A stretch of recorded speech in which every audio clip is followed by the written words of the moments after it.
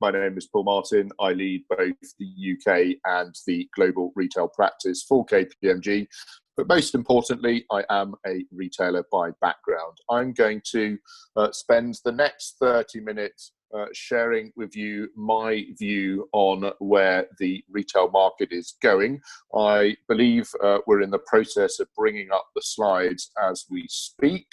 And I'm going to highlight, as you would expect from a professional services firm, some of the key data points we are currently seeing in the market, and then share what I believe some of the key consumption drivers going forward will be, and also what the key trends are that retail leadership teams should be focusing on. And finally, I will wrap up with which type of businesses I think will succeed going forward. And it is fair to say that COVID-19 has had a pretty significant impact on the UK sector, not just in the UK, but in most countries around the world. If we look at the UK retail economy in its entirety, it's a £395 billion economy. It is one of the largest contributors to UK GDP, and over the last 4 months, it has been severely impacted by the situation relating to COVID-19. KPMG is in a very privileged situation. Together with the British Retail Consortium, we collect 70% of all retail sales data on a weekly basis, and that gives us very unique insight into how the UK retail market is performing. I am one of only 2 people that also gets to see the weekly sales data company by company that contribute to the BRC weekly and monthly retail sales monitor. But it is fair to say in that context that the UK retail market has really been divided into 2 key parts. You have had the essential retail dimension that has done okay over the last 4 months, specifically grocery. We have seen a significant uptick in demand, whilst on the non-essential retail side, things have been significantly more challenging. And you can see this in the breakdown, food sales versus non-food sales on the slide in front of you. But what is really key to point out in this context, we believe that over the course of 2020, the UK retail economy will decline by 6%, which equates to approximately £25 billion. And that will really, as I highlighted, be split into 2 parts. The part of the industry that will continue to grow, mainly focused on the grocery sector, whilst categories focused on home have also done pretty well. If you think homewares, if you think furniture or DIY, all of those categories have seen an uptick. And if we look at the latest, the June BRC data, the computing category actually delivered with over 70% growth, delivered the highest growth ratio of any category in the UK. Whilst on the flip side of the equation, specifically in the apparel sector, this is where we've seen some of the biggest challenges. If you take menswear, women's wear, footwear, but also health and beauty into account, this is where we have seen some of the biggest declines, in some cases over 40% declines, which has not been surprising with large parts of the physical stores of this subsector being closed over the course of 3 months, and even the reopening of stores in England from the 15th of June and in other parts of the UK over recent weeks, footfall is still significantly down in that context. And if we move to the next slide, this is where we outline where we think the UK retail economy could progress. I chair the UK retail think tank. I have 8 very qualified members plus myself that on a quarterly basis assess the health of the UK retail economy. And it is fair to say that over the course of recent years, we have seen the retail health decline quite significantly, but the last 4 months have seen the single biggest drop we have ever experienced since the RHI index has been in operation since 2006. We will expect a mini V-shaped rebound for Q3. If we look at the sales performance over the last months, April was very, very challenging. May, a slight improvement, June, a further improvement, and we expect that improvement to continue over the course of July and August. We have seen specifically in England over the first 2 to 3 weeks since store openings, a level of pent-up demand being released, albeit parts of that pent-up demand has now also come to a stagnation. The big question for us is the performance in September, which historically has been one of the biggest drivers. It's the single most important month in the Q3 performance cycle. But more importantly, what will the developments be over the process of Q4? Q4, as many of you will know, is for a large proportion of the retail industry, the defining quarter of the year, the golden quarter, where success and failure is often delivered.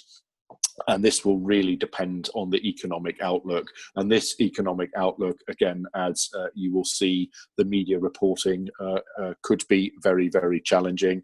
From August of this year, we will start to see an unwinding of the furlough scheme. And sadly, we will see an increased number of redundancies, as we have been reading about over recent weeks. As I mentioned a few minutes ago, the UK retail sector is one of the biggest contributors to UK GDP.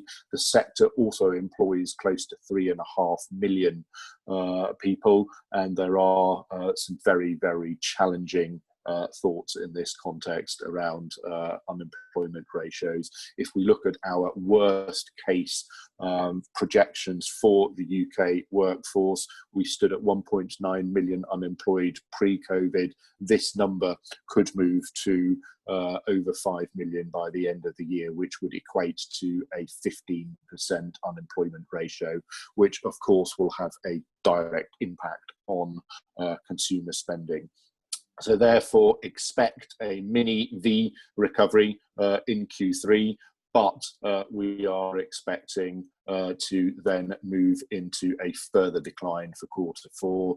Therefore, I would describe the performance of the sector as a W over the next couple of weeks. And in that context, and if we move to the next slide, it is really important to understand what the key consumption drivers are. What are going to be those key reasons for consumers to make purchase decisions going forward?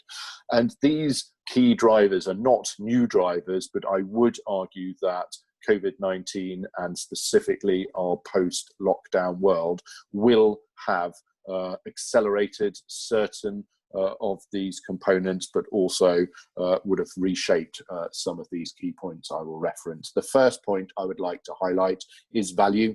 KPMG has, over the last weeks, conducted a global consumer research survey. We have spoken to thousands of consumers across 12 different markets to understand the different nuances around consumer behaviour.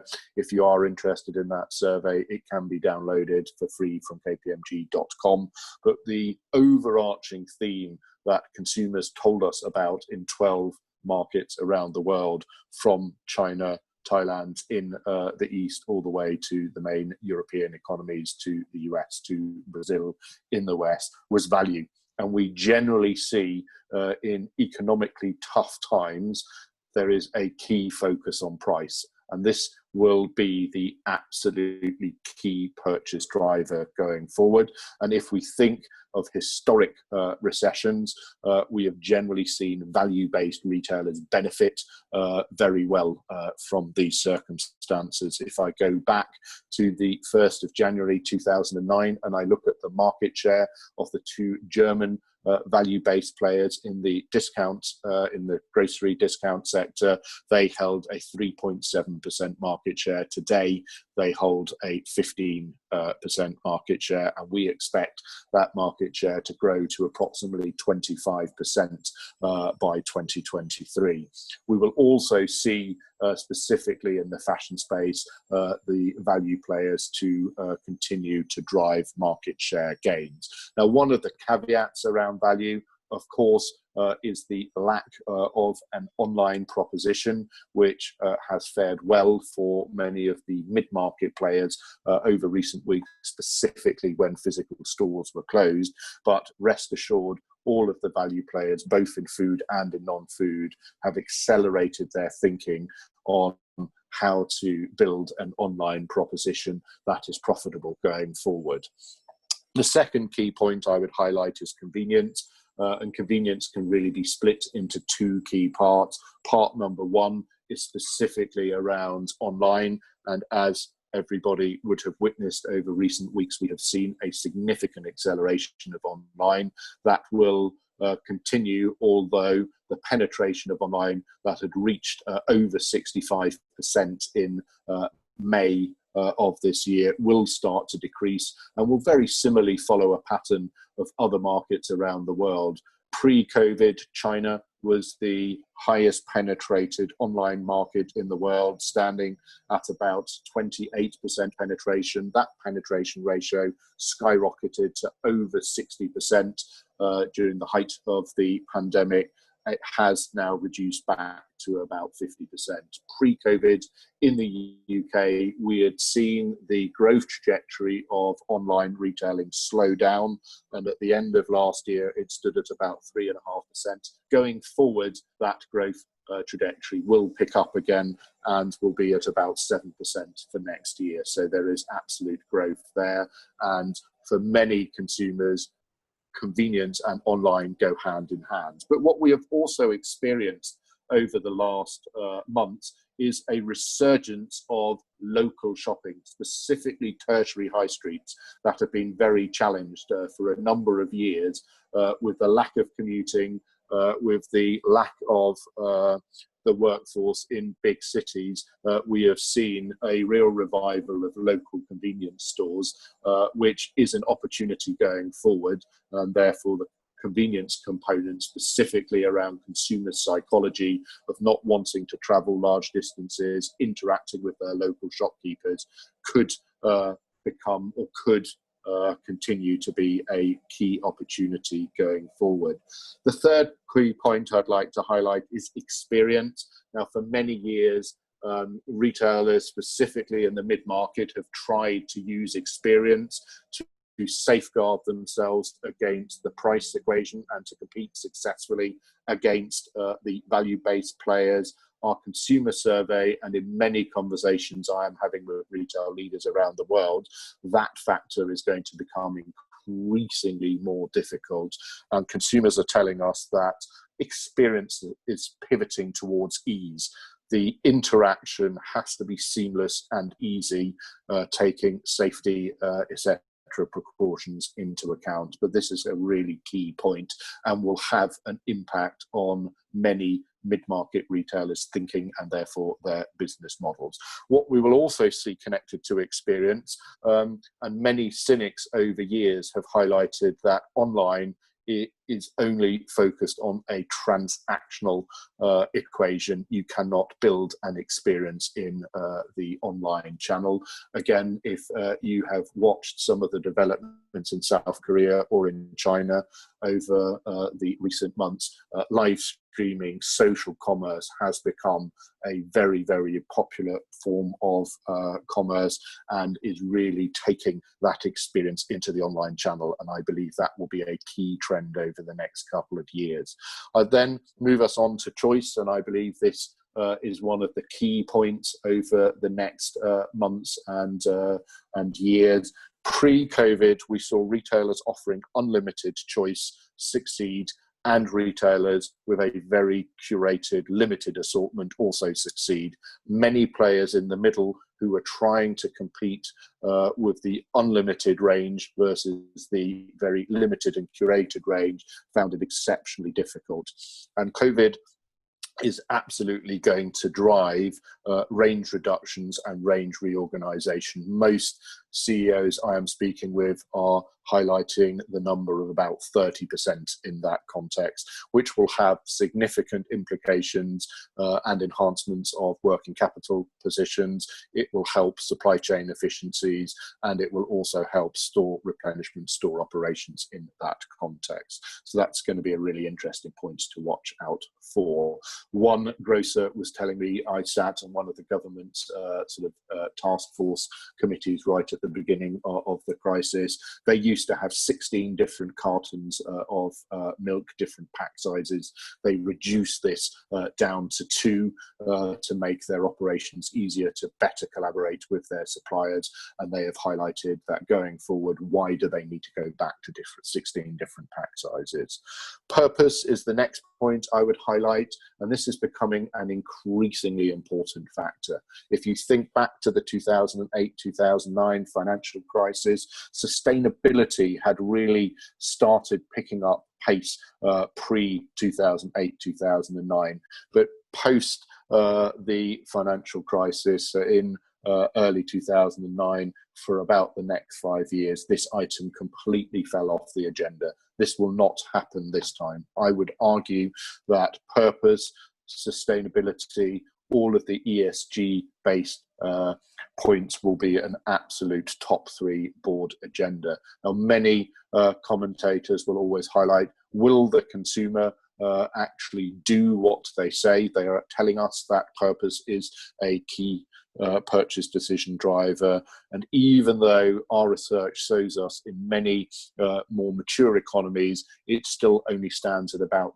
10% of all consumers actually do what they say. This is a number that is growing by 20 to 30% over on an annual basis, and this is not just the Generation Z, the millennial consumers. So we are seeing this really being embraced across the entirety of the consumer landscape. And if I roll the video forward by 5 years, I would argue that a good 50% of purchase decisions will be based on purpose-related criteria. And the final consumption driver I'd like to highlight is privacy and safety. If you think back to the 2010s, I would argue that online versus offline was the biggest debate, and which model will prevail going forward. That ship has now sailed. Going forward, we know it is a blend of both models, but I believe privacy versus convenience is going to be the big debate of the 2020s. Will I hand over more and more of my data, my details, to a consumer commerce organization?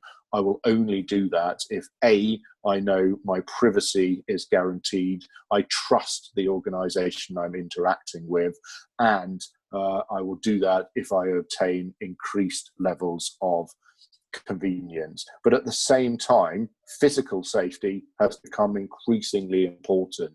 Consumers want to know that they are safe in the retail environment. Think of the debate that is currently raging regarding face masks and if they should not be worn in the physical retail environment. But also, consumers want to know that retail staff is safe, and not just in store, along the entirety of the supply chain. And that really leads us to the next slide and to the 4 key themes I believe retail leadership teams should be focusing on at this point in time.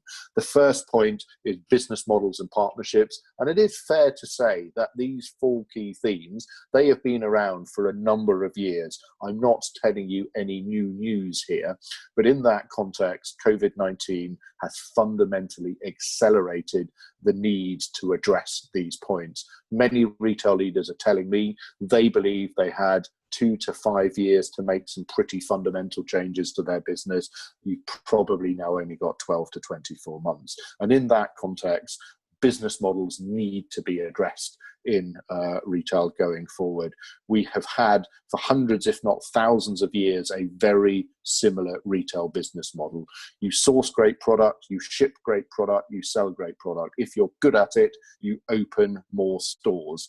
The routes to market have changed. You need to understand the customer. You need to build more technology and automation into the entirety of your retail value chain. And for many legacy players, specifically looking at the profitability of the industry, they will not be able to do it on their own. You will need to think partnerships. Do you, in inverted commas, dance with the devil and work with some of the technology businesses that are increasingly providing retail products and services, or do you work with startups? But if you think of the entirety of the retail value chain, you need to be really clear what you're good at versus where do you need partnerships, as you will not be able to do everything in-house.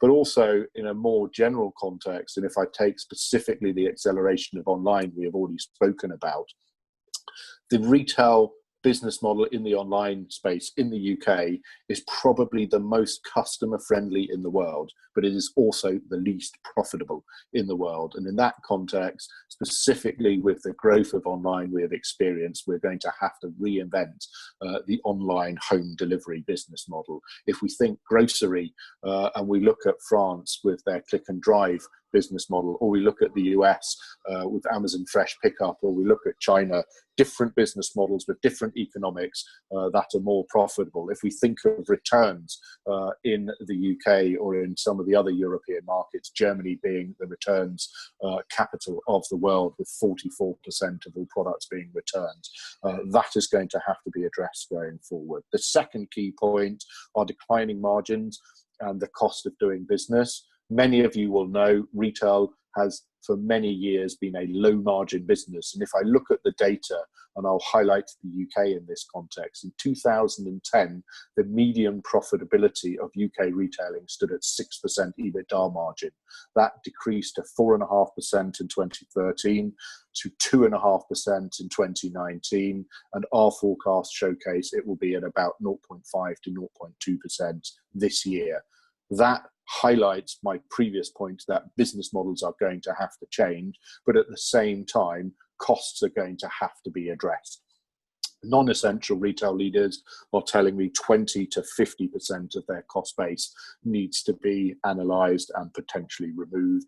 If I look at essential retail, 10 to 20% will also need to be addressed in that context. And you would have seen specifically the grocers deliver significant uplift in sales. But if we look at has that translated to the bottom line, it broadly hasn't. We have seen costs increase in some cases at a faster pace than sales. And I believe it's going to be four key drivers that will need to be looked at in that context. The first, and I've already mentioned this when speaking about choice on the previous slide, is ranges. We see ranges over last years have significantly expanded both in depth and width, and I, as I highlighted, will I understand, or I forecast a 30% reduction in ranges over the next couple of years.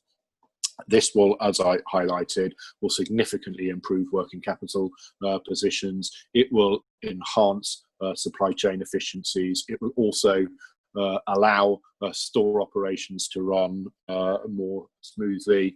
And if you think of workforce and specifically the supplier relations, so many organizations are working with a very broad array of suppliers. That doesn't mean you want to have all of your eggs in one basket, but at the same time, you need to be really clear on what the supplier base is you would like to be working with. The second key point I would highlight is real estate. And this is where we will see two key points. Overall, we have 25% too much retail real estate in the UK, and that will need to be reduced over the next couple of years. I believe this would happen between sort of 2025 and 2030, that reduction of retail real estate. COVID has accelerated that, and we will probably lose that 25% in the next 2 to 3 years. What we will also see, and we'll need to address, the rental business model. We are basically in the UK operating off a law from 1954, which only highlights either status quo rental uplifts or uplifts in overall rental levels. That is going to change. We will move from quarterly pay in advance to monthly pay in arrears. It's predominantly based on turnover related rents. The number that is being debated in the market is about 5 to 10% of turnover from a seasonally adjusted base. The third key area is a very emotional topic and is going to be around the workforce. And we have seen a number of organisations have been able to optimise their processes specifically in the context of working from home. But what we also need to be really clear about is, where does the human being add the most value in the retail value chain versus where do we need to automate certain processes? If you think specifically from a health and safety perspective, you could argue in certain tasks in the supply chain, in the distribution centre, it could become much more efficient and much safer to automate certain processes. And the fourth key theme I would like to highlight around cost of doing business is specifically around technology and supply chain. Historically, most retail businesses have focused their CapEx investments on store openings and store refurbishments. Increasingly, that is going to have to pivot towards investment in technology and enhancing supply chain efficiency. As I've highlighted, those four key areas, I believe, are going to be the four biggest buckets that will drive the cost debate over the next months, but there will, of course, be others. And then let me also highlight two other key trends that should be top of mind for retail leadership teams: purpose and reputation, and I already touched upon that when going through the consumption drivers. And then the final point is customer power. And I would argue it has never been more important than today to truly understand who she or he is you are interacting with. Businesses that truly understand their customer have benefited from that knowledge and have been able to personalize their messaging, their offers to the consumer base during the lockdown period, and that has put them in a much better position in really building that loyalty and that trust with their consumer base. So these are the four key themes that I believe retail businesses should focus on. And if we move to the next slide, I do believe that now retailers have to ask themselves some key fundamental questions. If we look at the different phases of the COVID-19 health and economic crisis, we first experienced the reaction phase, which was how do I deal with this lockdown scenario, which basically happened over the first 4 weeks. We then moved into a resilience phase, which was during the lockdown, and we are now in the recovery phase. But in parallel to that, we are also discussing the new reality. And if you look at this slide, it outlines, and I appreciate there's an awful lot of text on this slide, and I would at no point argue that we have all the answers. This slide really focuses on some of the key questions retail businesses should be asking. And this slide showcases the different functional areas of a retailer. And if you take property, for example, retailers have to be asking the question, what does my store estate need to look like going forward? If I look at channel trading as another example, retailers need to ask the question, how does my e-commerce proposition look like in the future if I haven't had one? How do I design a profitable model going forward? If I do have one, how am I going to deliver the uptick in demand in a profitable way going forward? And all of this, and if we go to my final slide, will lead to what I believe the successful businesses of the future will look like. And here I am deliberately being somewhat provocative. I think in the next 5 to 7 to 10 years, the word retail will disappear and it will be replaced by the term consumer commerce, for the reason that increasingly legacy retailers are competing with data, technology, logistics businesses that happen to sell consumer products and consumer services. And the 6 key business types will be the following. The first will be the platform businesses, and we've already seen these businesses prosper and succeed specifically over recent weeks or months. But again, as I highlighted with the 4 key trends, these are not new themes. The platform business model has been increasingly successful over the last couple of years, and COVID-19 has further accelerated that. The second group of businesses are multinational retailers that are increasingly transforming themselves into platform businesses that are both going direct to consumer and are also offering platform as a service business model to drive a B2B proposition. And we see some of the largest players like Walmart, like IKEA, already pivoting towards this migration to the platform business model. The third group are going to be what I describe as national heroes, large domestically focused retail businesses. We have them in most countries around the world, but going forward, they're going to have to think of alliances and partnerships. If you think of the buying group agenda of the 1980s, which historically was always focused on how do I buy own label products cheaper, going forward, I believe this is going to have to be much more. How could 5 or 6 grocers across borders join forces to combine buying power to start thinking jointly around innovation, store of the future as an example, about capability development, about talent development, etc. To be able to compete against bucket 1 and 2, I think partnerships are going to be pivotal. The fourth group are the value-based retailers.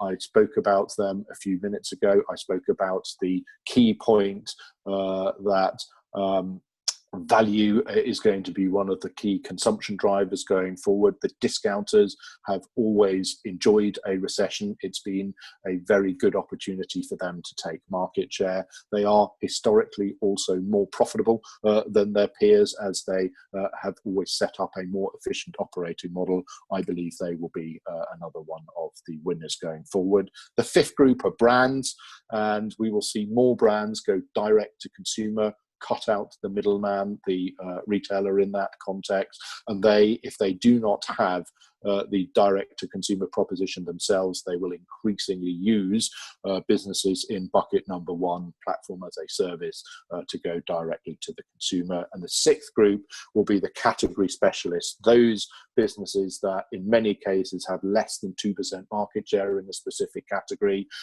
They will fly below the radar of the general merchandisers and the platform businesses, who are real experts in their given categories, who understand the consumer, understand the products, and can really build that loyal following. I believe these will be the 6 key groups of businesses that will succeed in the consumer commerce space.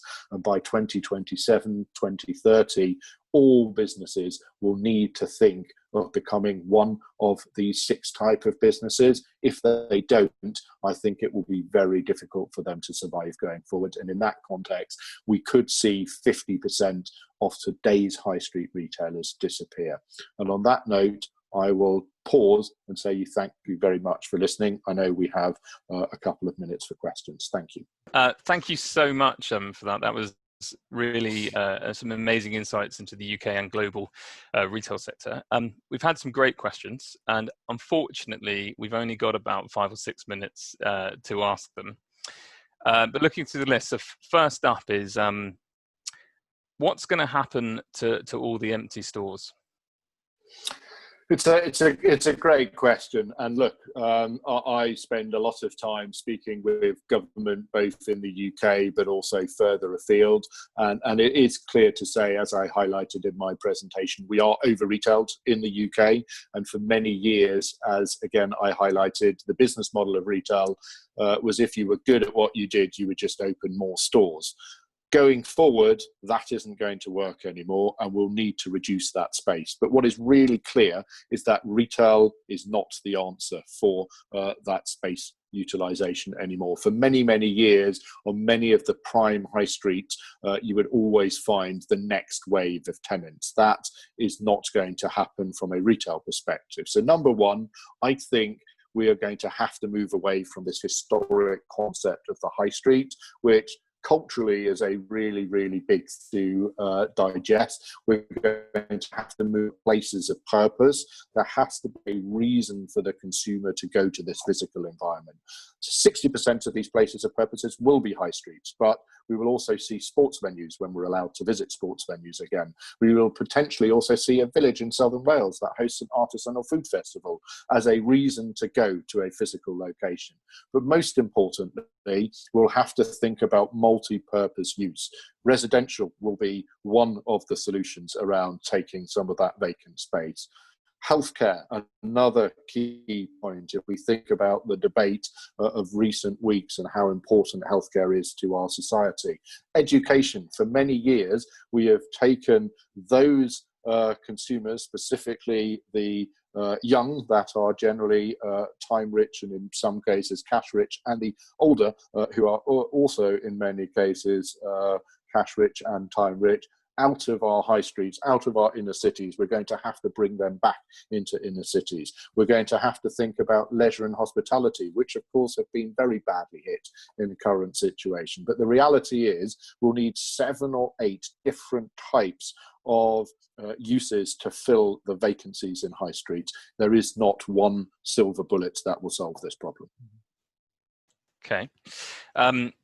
And I think I'm paraphrasing a lot of questions here a little bit, but I think a lot of people on the call and also a lot of our clients are kind of praying for a good peak.